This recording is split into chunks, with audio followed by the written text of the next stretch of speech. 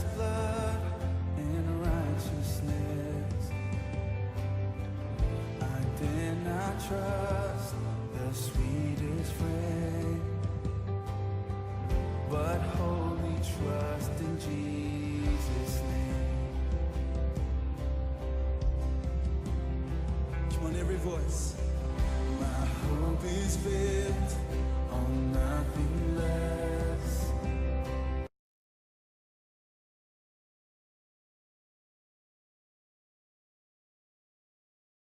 Quel sera ton avenir? C'est le message qu'il m'a donné. Et on va regarder dans le premier livre de Samuel, le titre du message, « Quel sera ton avenir? » Dans le premier livre de Samuel, du prophète Samuel. On va commencer à lire au chapitre 1 et à partir du verset 1. Il y avait un homme de Ramath-Taïm Tsophim de la montagne d'Éphraïm nommé Elkana, fils de Jéroham, fils de Téliu, fils de Tohu, fils de Tuph, Éphratien. Il avait deux femmes dont l'une s'appelait Anne et l'autre Pénina. Pénina avait des enfants, mais Anne n'en avait point. Chaque année, cet homme montait de sa ville à Silo pour adorer l'Éternel des armées pour lui offrir des sacrifices. Là se trouvaient les deux fils d'Éli, Ophni et Phinehas, sacrificateurs de l'Éternel. Le jour où Elkana offrait son sacrifice, il donnait des portions à Pénina, sa femme, et à tous les fils et à toutes les filles qu'il avait d'elle. Mais il donnait à Anne une portion double, car il aimait Anne que l'Éternel avait rendue stérile. Sa rivale lui prodiguait des mortifications pour la porter à sérité de ce que l'Éternel l'avait rendue stérile. Et toutes les années, il en était ainsi. Chaque fois qu'Anne montait à la maison de l'Éternel, Pénina la mortifiait de la même manière. Alors elle pleurait et ne mangeait point. Elkana, son mari, lui disait, « Anne, pourquoi pleures-tu et ne manges-tu pas? Pourquoi ton cœur est-il attristé? Est-ce que je ne vaux pas pour toi mieux que 10 fils? » Anne se leva, après que l'on eut mangé et bu à Silo. Le sacrificateur Éli était assis sur un siège près de l'un des poteaux du temple de l'Éternel, et l'amertume dans l'âme, elle pria l'Éternel et versa des pleurs. Elle fit un vœu en disant à l'Éternel des armées, « Si tu daignes regarder l'affliction de ta servante, tu te souviens de moi, et n'oublie point ta servante. Et si tu donnes à ta servante un fils, je le consacrerai à l'Éternel pour tous les jours de sa vie. » Et c'est drôle comme les chants matin parlaient vraiment de consécration, je te suivrai, tout ça, que les chants étaient dans la même lignée. Comme elle restait longtemps en prière devant l'Éternel, Élie observa sa bouche. Anne parlait dans son cœur et ne faisait que remuer les lèvres, mais on n'entendait point sa voix. Élie pensa qu'elle était ivre. Il lui dit, « Jusqu'à quand seras-tu dans l'ivresse? Fais passer ton vin. » Anne répondit, « Non, mon Seigneur. Je suis une femme qui souffre en son cœur. Je n'ai bu ni vin ni boisson enivrante, mais je répandais mon âme devant l'Éternel. Ne prends pas ta servante pour une femme pervertie, car c'est l'excès de ma douleur et de mon chagrin qui m'a fait parler jusqu'à présent. » Élie reprit la parole et dit, « Va en paix, et que le Dieu d'Israël exauce ta prière que tu lui as adressée. » Elle dit, « Que ta servante trouve grâce à tes yeux. » Et cette femme s'en alla, elle mangea et son visage ne fut plus le même. Ils se levèrent de bon matin, après avoir adoré l'Éternel, ils s'en retournèrent et revinrent dans la maison à Rama. Regardez, on va revenir au début de ce passage-là, où est-ce qu'on voit dans cette histoire-là que cet homme-là, Elkana, avait deux femmes, une Pénina et l'autre qui était Anne. Et donc, dans cette histoire, on voit qu'une des deux avait réussi à avoir des enfants. Elle était bénie. Et c'était vraiment un signe dans le peuple de Dieu, tout ça, lorsqu'il y avait les femmes enfantaient et tout ça, que c'était des bénédictions qui étaient données. Donc, cette femme-là se considérait bénie, mais Anne, de son côté, elle, il n'y avait rien qui fonctionnait. Et en plus, l'autre était là, puis elle faisait des mortifications. En d'autres mots, en bon québécois, elle la bavait, elle l'écœurait. As-tu vu mon beau bébé? Puis on a le droit de montrer nos beaux bébés, hein, c'est correct. Et donc, elle montrait tout ça, mais elle le faisait avec une attitude pour la mortifier, puis pour lui dire, regarde, mes enfants, regarde, moi j'ai réussi à en avoir, toi t'en as pas. Moi je suis béni de Dieu, toi tu n'es pas béni de Dieu. Et elle avait donc, elle prenait sa bénédiction pour vraiment pour faire du mal aux autres. Et c'est bien d'être béni, mais il faut faire attention que dans notre bénédiction, on est fiers de notre bénédiction, mais cette femme-là, elle le faisait vraiment avec une mauvaise attitude. Elle se pensait, et quelquefois, peut-être on ne le pense pas comme ça, mais quand on est béni puis les autres ne sont pas bénis, quand ça va bien avec nos enfants, puis ça ne va pas bien avec les enfants des autres, quand ça va bien avec nos finances, ça ne va pas bien avec ceux-là des autres, on ne fera pas exprès pour le dire, je vais lui dire ça juste pour les baver. Mais dans le fond de notre cœur, l'orgueil qui peut rentrer, c'est « moi, je marche tellement à droite avec Dieu que Dieu me bénit, puis l'autre, s'il n'est pas béni, c'est parce qu'il ne marche peut-être pas vraiment à droite. » S'ils prieraient autant que je prie, s'ils seraient aussi sincères que moi, je suis sincère, eux autres aussi, ils seraient bénis. On ne le dit pas, mais on peut y penser à l'occasion. On peut penser qu'on l'a l'affaire. Mais dans ce cas-là, ici, on voit que ça n'avait absolument rien à faire parce qu'il y a des bénédictions qui viennent direct. Oui, il y a des choses qu'on récolte, effectivement, par rapport à ce qu'on sème. La Bible a dit qu'on va récolter selon ce qu'on va semer. Effectivement, il y a des choses qui viennent positivement. Mais il y a d'autres, par rapport à nos actions, mais il y a d'autres choses qui font juste comme prendre place parce que Dieu bénit tout simplement. Et on a besoin de garder une attitude d'humilité et une attitude de reconnaissance envers Dieu. Donc, Anne souffrait, on voit, elle donnait à Anne une portion double. Son mari lui donnait quand même une portion double parce qu'il aimait Anne que l'Éternel avait rendue stérile. Et sa rivale lui prodiguait des mortifications. Alors, son mari essayait qu'à ce moment-là, chaque année quand il allait là-bas, il donnait une portion double à Anne. Il y avait de la compassion quand même. C'est un homme avec de la compassion. Il disait, regarde, elle souffre, pauvre petite, elle n'est pas capable d'avoir des enfants. L'autre a des enfants, ça fait que je vais lui donner une portion double. Mais même si elle avait une portion double, elle pleurait et ne mangeait point. Ça dit dans le verset, fin du verset 7, début du verset 8, elle dit, alors elle pleurait et ne mangeait point. Il y a des douleurs, il y a des choses, il y a des prières, il y a des choses que, en tant qu'humains, que lorsque nous ne l'avons pas, lorsque ça ne débloque pas comme on voudrait, c'est difficile. On porte cette douleur-là qui est en nous. Elle n'était même pas capable de manger. Elle ne mangeait pas. Elle pleurait parce qu'il y avait une douleur qui était en elle. Et souvent, en tant que chrétien, on pense que, peut-être, je ne sais pas jusqu'à quel point qu'on le pense, mais quelquefois, on a l'impression que quand les gens arrivent dans leurs beaux habits à l'Église, avec leurs belles coiffures, etc., que tout est correct.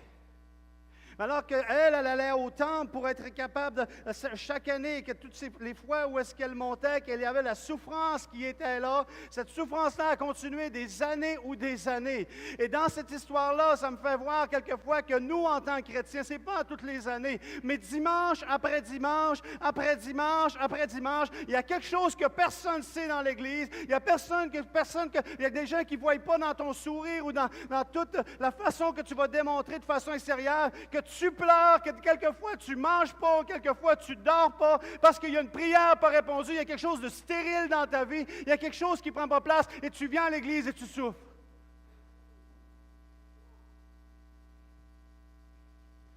Et son mari, ici, là, qu'est-ce qu'il lui dit alors qu'il la voit, son mari? Il lui dit, « Anne, pourquoi tu pleures? Pourquoi tu ne manges pas? Pourquoi ton cœur est-il attristé? Est-ce que je ne vaux pas pour toi mieux que 10 fils? » Ce n'était pas l'estime de soi qui manquait à ce gars-là.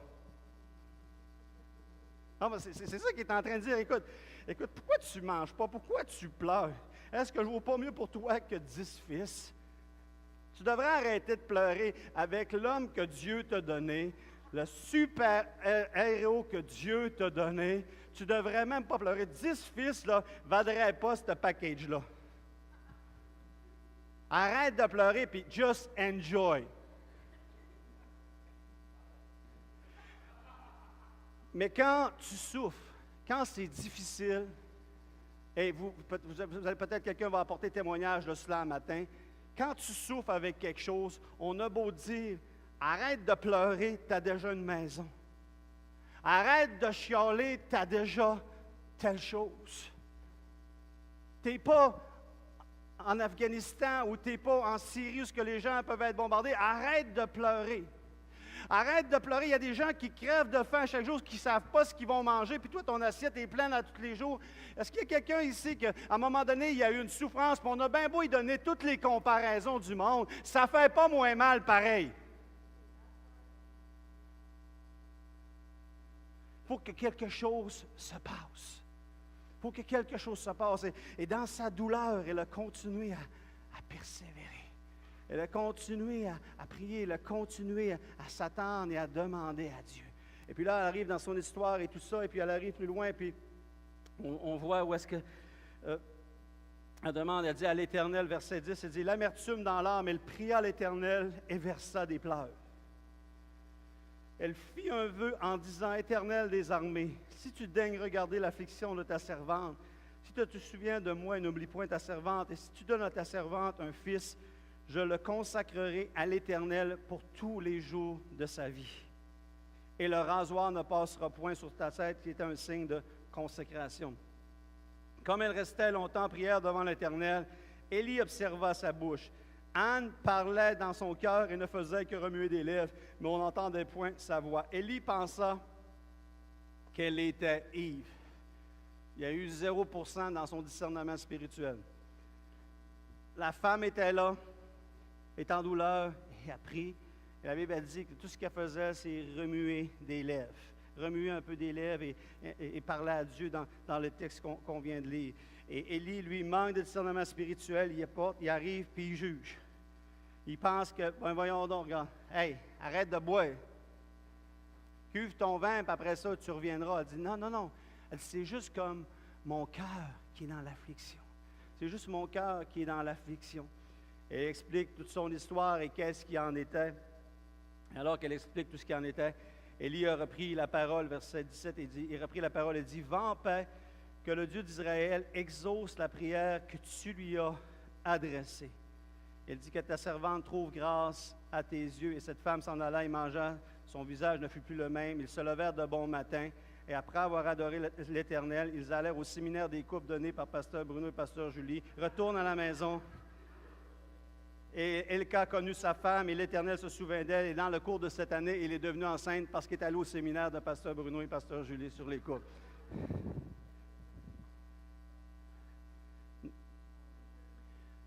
Elle a déversé son cœur devant Dieu. Et lorsqu'elle a déversé son cœur devant Dieu, l'homme de Dieu lui dit, « Va en paix. » Alors qu'il déclare la promesse, il déclare que vraiment ta prière a été répondue. Cette femme-là attendait et s'attendait à ce que Dieu puisse répondre. Et dans l'année qui a suivi, elle est tombée enceinte. Elle est venue au monde Samuel, qu'elle a consacré à l'Éternel.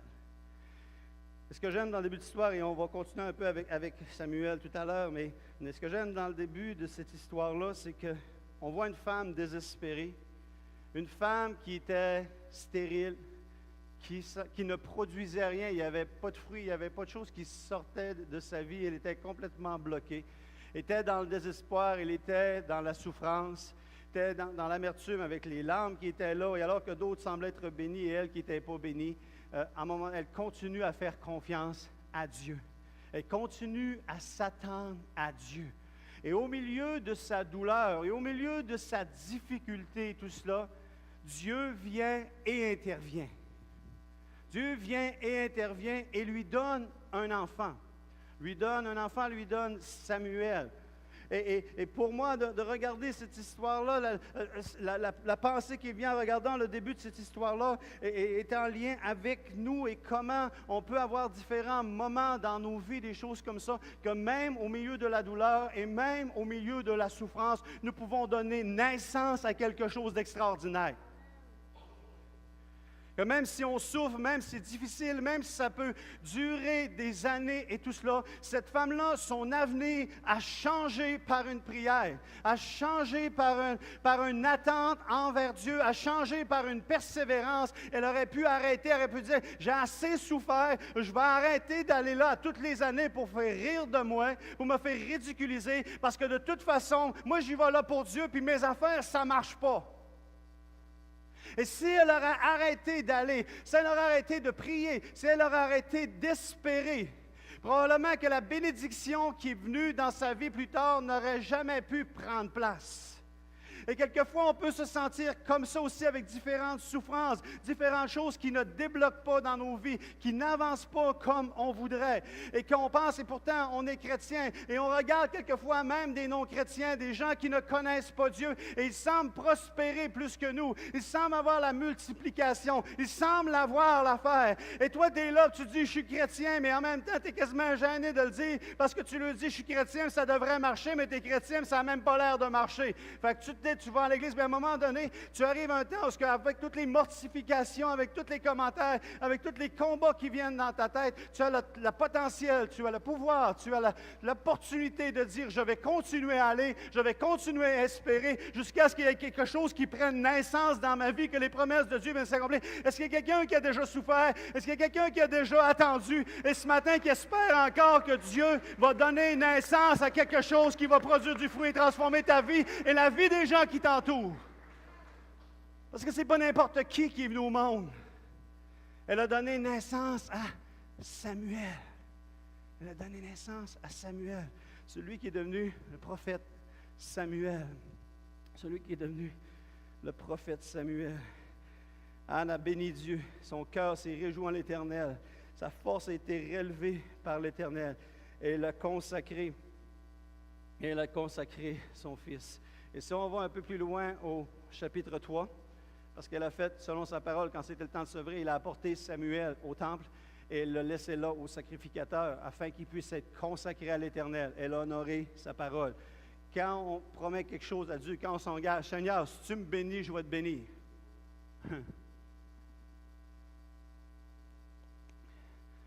Il y a des fois qu'on prie, on espère Dieu. Seigneur, donne-moi une femme, je vais te bénir. Seigneur, donne-moi un mari, je vais te bénir. Seigneur, donne-moi une promotion, je vais te bénir. Et tu vas faire un tour des années après, puis la bénédiction n'est pas là, alors que Dieu a donné, mais la bénédiction n'a pas suivi. La bénédiction, mais cette femme, elle a vraiment suivi son engagement, elle a apporté Samuel. Et à partir du verset 1 du chapitre 3, on va lire ensemble. Chapitre 3, 1 Samuel, chapitre 3, verset 1. Le jeune Samuel était au service de l'Éternel devant Élie. La parole de l'Éternel était rare en ce temps-là. Les visions n'étaient pas fréquentes. En ce même temps, Élie, qui commençait à avoir les yeux troubles et ne pouvait plus voir, était couché à sa place. La lampe de Dieu n'était pas encore éteinte et Samuel était couché dans le temple de l'Éternel, où était l'arche de Dieu.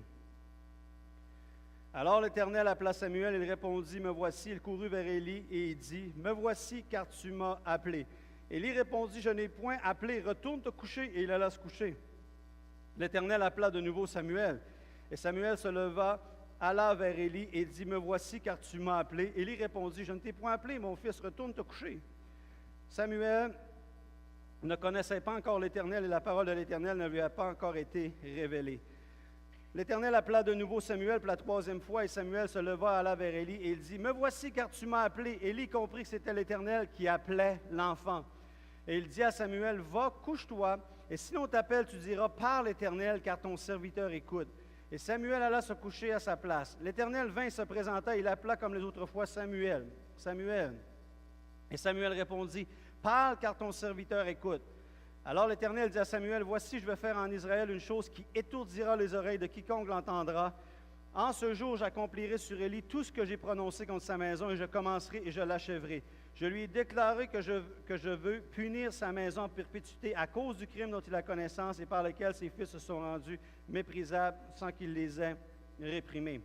C'est pourquoi je jure à la maison d'Élie que jamais le crime de la maison d'Élie ne sera expié ni par des sacrifices ni par des offrandes. » Samuel resta couché jusqu'au matin, puis il ouvrit les portes de la maison de l'Éternel. Samuel craignait de raconter la vision à Élie, mais Élie appela Samuel et dit, « Samuel, mon fils, répondit, me voici. » Élie dit, « Quelle est la parole que t'a adressée l'Éternel? Ne me cache rien. Que Dieu me traite dans toute sa rigueur, tu me caches quelque chose, tout ce qu'il a dit. » Samuel raconta sans rien lui cacher. Élie dit, « C'est l'Éternel qu'il fasse ce qui lui semblera bon. » Samuel grandissait, l'Éternel était avec lui, et il ne laissa tomber à terre aucune de ses paroles. Tout Israël, depuis Dan jusqu'à Beersheba, reconnut que Samuel était établi prophète de l'Éternel. L'Éternel continua à apparaître dans Silo, car l'Éternel se révéla à Samuel dans Silo par la parole de l'Éternel. Mais on voit dans cette histoire-là où Samuel est en train de grandir, mais son appel encore, sa destinée, ce qu'il était appelé à être, n'avait pas été encore révélé. Et Dieu, durant la nuit, parle et l'appelle Samuel, et puis là, Samuel se lève et tout, et puis il demande à Élie, est-ce que c'est toi qui m'as appelé? Est-ce que c'est toi qui m'as appelé? Il dit, non, c'est pas moi. Et puis, comme on l'a lu, il va jusqu'à la troisième reprise, puis à la troisième reprise, Élie allume, dit, ah, OK, ça doit être Dieu qui est en train de l'appeler. Il dit, la prochaine fois qu'il va appeler, c'est simplement dit, ton serviteur écoute. Et c'est exactement ce que Samuel a fait. Il est allé se coucher et tout cela. Et lorsqu'il est allé se coucher, et puis que Dieu l'a rappelé, il dit, ton serviteur écoute. Samuel était en train, à ce moment-là, Dieu est en train de révéler sa voix. Et on parle, ça dit dans ce texte-là qu'en ces jours-là, la parole de l'Éternel était rare. On parlait dans une époque, dans un moment où est-ce qu'il y a des moments au travers de l'histoire d'Israël et du peuple de Dieu, que quelquefois la voix de l'Éternel est rare, où est-ce qu'on n'entend pas vraiment autant la voix de Dieu, les songes, les rêves et ces choses-là ne sont pas là. Et c'était une période qui était comme ça. C'était vraiment une période de noirceur. Et dans cette période-là de noirceur, Dieu voulait faire élever de la même façon que Dieu a élevé Moïse pour être capable de sortir son peuple d'Égypte. Bien, Dieu voulait, dans cette période où ce que la voix de l'Éternel n'était pas vraiment entendue, élever un prophète qui était pour faire entendre la voix de l'Éternel et être capable d'apporter le peuple de Dieu plus loin. Alors, c'est exactement ce qu'il a fait. Et lorsqu'il a répondu, Samuel a répondu, c'est moi, ton serviteur, écoute.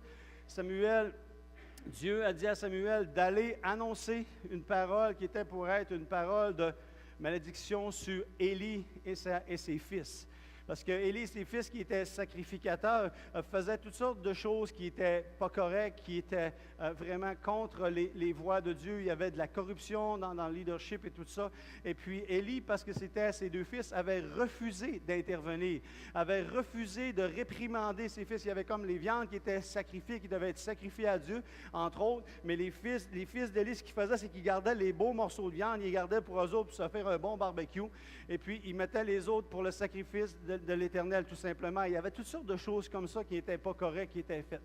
Et Dieu, à un moment donné, a pris la décision que Élie et ses fils, c'était fini, que le sacerdoce ne demeurait pas sur eux. Le sacerdoce ne demeurait pas sur eux. Et pourtant, quand Dieu avait établi Élie et tout ça qu'il y avait, et on ne parle pas du prophète Élie, il ne faut pas se mêler entre les deux Élie. Il y a le prophète Élie qui vient plus tard, mais on parle du sacrificateur ici. Et lorsque ce Élie-là, Dieu avait dit, tu serviras, le sacerdoce sera perpétuellement dans ta maison, en voulant dire dans ta famille. Dans ta maison et tout ça. Et Dieu avait vraiment, dans sa volonté, il voulait que perpétuellement, la famille d'Élie soit ceux qui s'occupent du sacerdoce. Et parce qu'ils n'ont pas bien agi, Dieu s'est repenti. Dieu a dit, non, je me repens, le sacerdoce ne demeurera pas toujours dans la maison d'Élie. Donc, la volonté de Dieu, le cœur de Dieu, prophétiquement, Dieu avait déclaré, voici ce que je veux. Mais à cause du comportement d'Élie et de ses fils, ce que Dieu voulait ne s'est pas accompli. Il y a quelque chose qui a changé et Dieu a décidé d'enlever le sacrifice de là. Et c'est important parce que quelquefois, il y a des paroles prophétiques, il y a des destinées. Dieu a une volonté pour faire des choses dans la vie des gens. Mais si les gens ne collaborent pas, si les gens n'obéissent pas, si les gens dévient, ça ne veut pas dire que tu dévies une fois que Dieu te congédie le lendemain matin. Mais vraiment, si les gens s'entêtent à ne pas vouloir collaborer avec Dieu, ce que Dieu avait voulu pour ta destinée risque de complètement t'échapper. Complètement échappé. Et plus tard, ceux qui ont été établis pour le service du sacerdoce sous Moïse, c'était les Lévitiques, et c'est eux qui ont pris la responsabilité du sacerdoce dans lequel ils ont servi. Alors, Samuel déclare ces choses-là, et effectivement, on voit dans le chapitre 4, tout de suite après, qu'il y a quelque chose qui se passe, la guerre pogne, et puis l'arche de l'Éternel, l'arche de l'Éternel qui représentait la présence de Dieu, a été pris par les Philistins, ils sont partis avec les Philistins, et cette journée-là, Élie et ses deux fils sont morts. Élie et ses deux fils sont morts. Donc, c'était le début de l'histoire du ministère de Samuel. Et pour ceux qui connaissent bien son histoire, on sait que plus tard, le peuple de Dieu a voulu demander un roi comme les autres peuples, parce que le peuple de Dieu était dirigé par l'Éternel. Donc, c'était l'Éternel qui était leur Dieu. Il y avait des serviteurs qui étaient là, mais Israël n'avait pas de roi. Et c'est le peuple d'Israël qui ont approché à un moment donné Samuel. Le peuple de Dieu a approché Samuel pour leur dire « Hey, nous autres aussi, on voudra un roi comme les autres. Nous autres aussi, on voudra avoir un roi. » Et Samuel n'a pas vraiment aimé ça parce qu'il dit non, il dit, qu'est-ce que vous faites là? Je paraphrase, mais qu'est-ce que vous faites? Pourquoi vous voudriez avoir un roi? Votre roi, c'est l'Éternel, vous n'avez pas besoin d'avoir un roi comme les autres. Il dit non, non, on en veut un et tout. Et Samuel est allé voir Dieu et puis Dieu lui a dit, écoute, il dit, ils veulent un roi, donne-leur un roi. Même si ce n'était pas l'idéal, c'est Dieu qui était appelé à être le roi, mais dans l'imperfection et dans le problème humain et dans la faillite humaine, Dieu vient donner une solution. De la même façon qu'avec la chute, il a donné une solution au salut en Jésus qui était pour venir. Donc Dieu voit que l'homme, parce que l'homme est libre de choisir entre le bien et le mal. Et l'homme présentement, alors que Samuel a essayé de les convaincre, il a essayé de leur dire, on ne devrait pas faire ça. Mais eux autres, ils ont dit, on veut faire ça. Et Dieu dit, OK, ils veulent faire ça, donne-leur ça. Simplement, on dit là, qu'est-ce qui va arriver? Ils vont prendre vos fils, ils vont prendre vos filles, vous avez besoin de payer des tribus, il va y avoir toutes sortes de choses comme ça, etc. Il y a le risque d'avoir des bons rois, il y a le risque d'avoir des mauvais rois, mais regarde, c'est ça que vous voulez? Oui, c'est ça qu'on veut. Alors Samuel a établi leur premier roi, qui était le roi Saül. Ensuite de ça, Saül meurt, et là, Dieu, au travers de ce chemin qui a été pris, qui n'était pas nécessairement dans son idéal, Dieu établit maintenant un roi selon son cœur.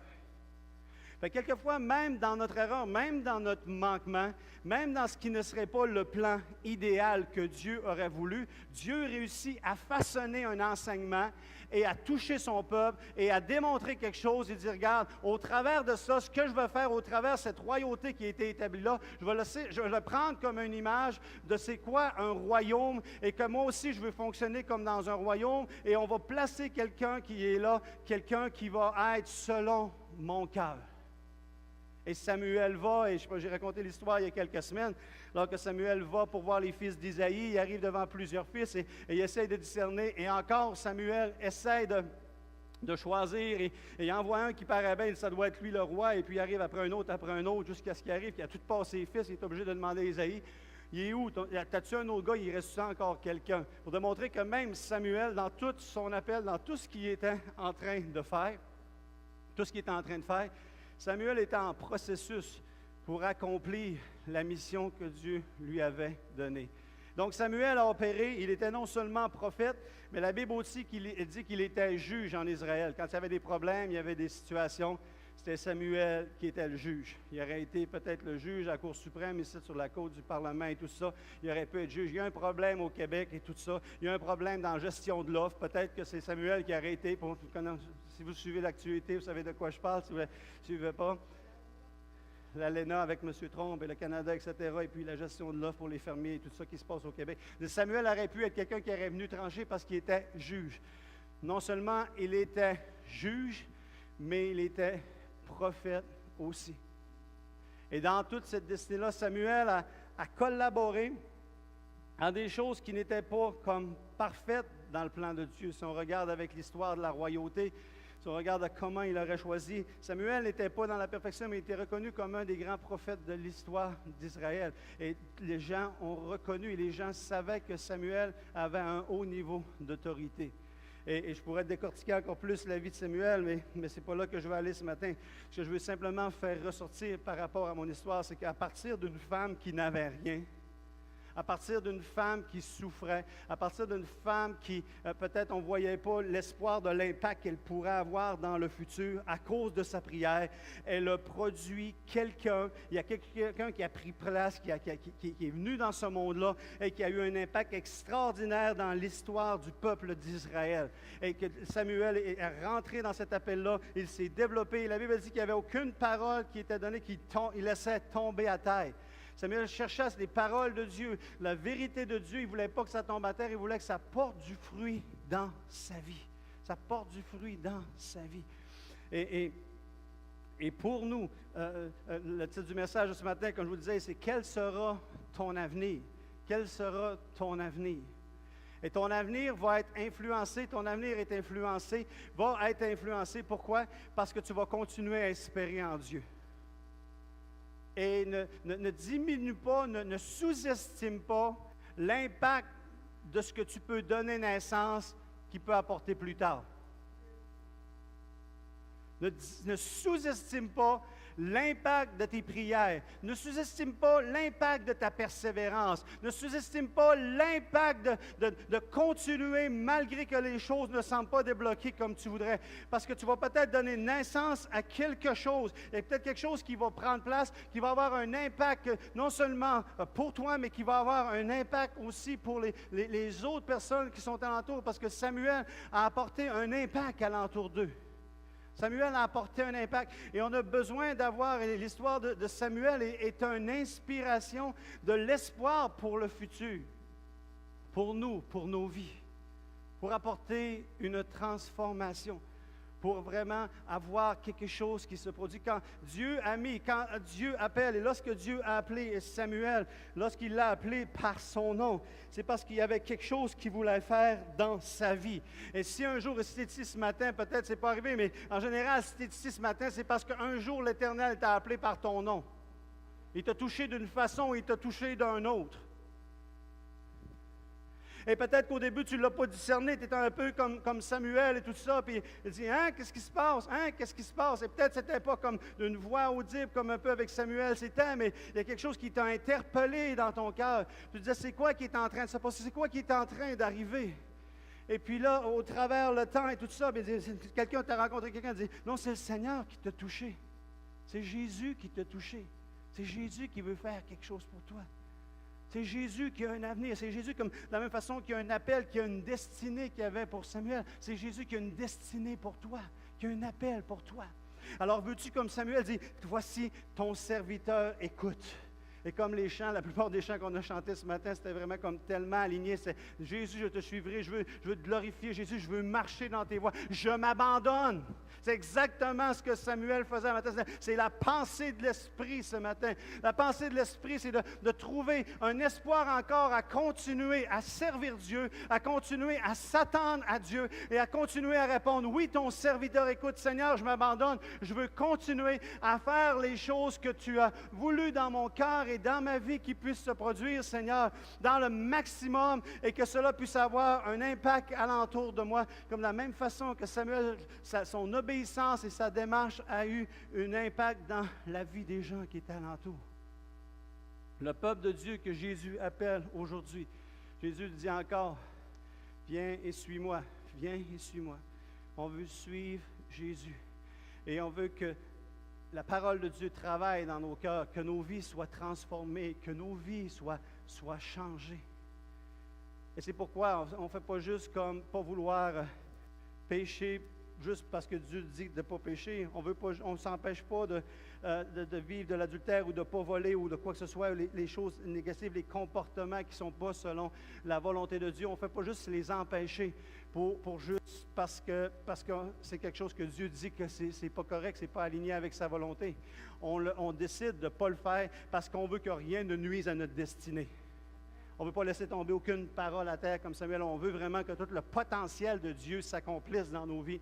C'est pourquoi on renonce au péché. C'est pourquoi on renonce aux choses négatives. C'est pourquoi on renonce à la distraction, aux choses qui pourraient nous éloigner de Dieu. Parce qu'on veut être consacré. On veut être aligné sur ce que Dieu a pour nous.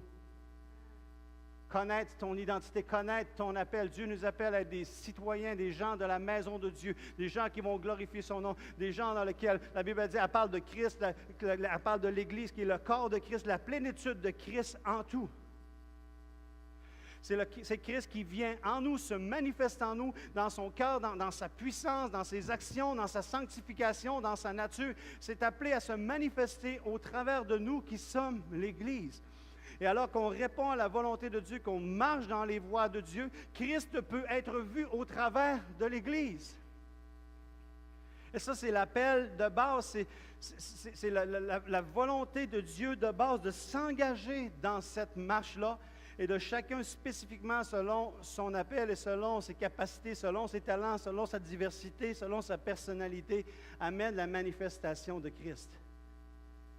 Avec des gens qui ont continué à espérer en lui, avec des gens qui ont dit « Oui, Seigneur, on veut te servir. » Juste peut-être Marianne et puis Jess, si vous voulez juste vous approcher.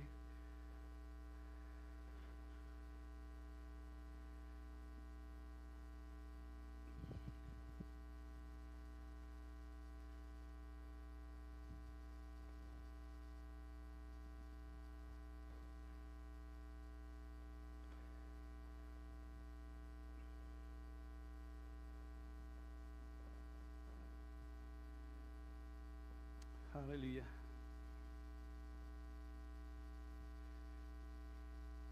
J'aimerais ce matin, alors qu'on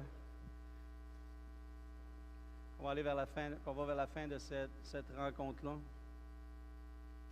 que d'une certaine façon, de la même façon que Samuel s'est consacré à l'Éternel, a dit « Oui, Seigneur, je veux te suivre. Oui, Seigneur, je veux marcher dans tes voies. Seigneur, je veux marcher dans ta volonté. » Qu'on puisse, dans nos cœurs, prendre cette décision ce matin et passer juste un temps dans la présence de Dieu. Peut-être qu'il y en a qui ont certaines souffrances, comme j'ai parlé dans la partie du message de ce matin. Peut-être qu'il y a des choses qui sont difficiles, que vous auriez besoin de prière pour, que le Seigneur intervienne, que vous venez simplement prier, simplement remuer les lèvres un peu comme Anne avait fait. Le Seigneur agit, Seigneur, fais quelque chose dans ma vie.